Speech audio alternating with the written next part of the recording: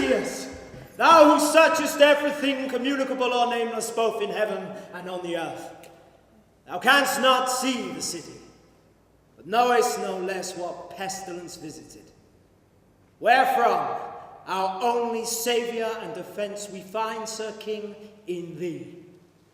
For Phoebus, send word back that from this sickness no release should come till we have found and slain the men who slew Laius, or driven them banished from the land. Wherefore do thou save thyself and save the city, and me, save the whole mass by this dead corpse infected.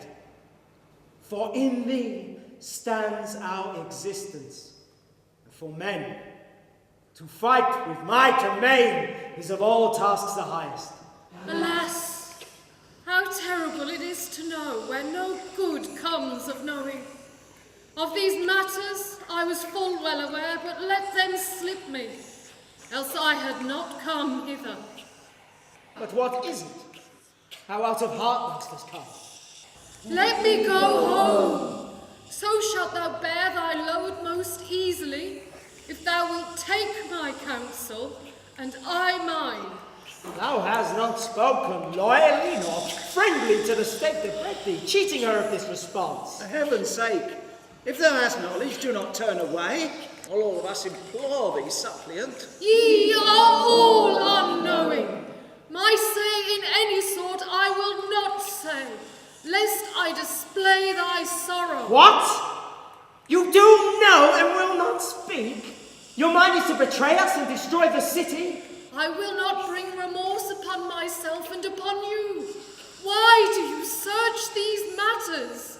Vain, vain, I will not tell you. Worst of traitors! For you would rouse a very stone to rock.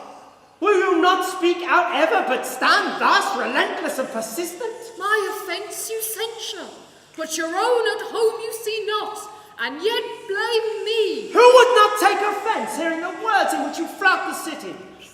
Well, it will come, keep silence as I may. And what will come, should I not hear from you? I will declare no further. Storm at this, if it please you, to the wildest heights of anger. At least I will not, being so far in anger, spare anything of what is clear to me. No! I suspect you joined to hatch the deed. Yea, did it, all but slaying with your own hands. And if you were not blind, I should aver the work was your act only. Was it so? I charge you to abide by your decree as you proclaimed it. Nor from this day forth speak word to these or me, being of this land yourself the abominable contaminator. So shamelessly you set this story on foot, and think perhaps you shall go free? I am free, for I have in me the strength of truth. I say that you are Laius's murderer, he whom you seek. Not without chastisement shall you twice over utter wounds. Then shall I say something more that will incense you further? Say what you please, it will be said in vain. I say you know not in what worst of shame you live together with those nearest you, and see not in what evil plight you stand. Are these inventions Creon's work or yours? Your bane is in no way Creon's, but your own self. Oh, riches and dominion and a craft that excels craft and makes life enviable. How vast the grudge that is nursed up for you.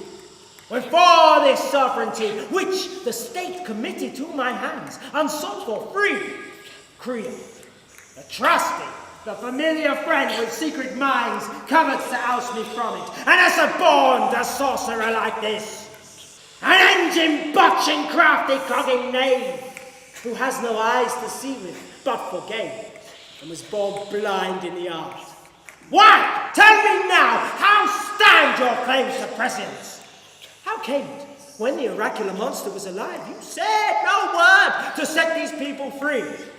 Don't charge, you sing, else by experience you had come to know what thoughts these are you think. As we conceive, his words appear, and Oedipus your own, to have been said in anger. Not such now our need, but rather to consider this, how best to interpret the gods' oracle. Since you have reproached me with my blindness, I say, you have your sight and do not see what evils are about you, nor with whom, nor in what home you are dwelling. Do you know from whom you are? Yea, you are ignorant, that to your own you are an enemy, whether on earth, alive, or under it. Soon from this land shall drive you, stalking grim, your mother's and your father's two-edged curse. With eyes then dark, though they look proudly now. Go! Trample on Creon and on this mouth of mine! But no, there is not one in all mankind that shall be bruised more utterly than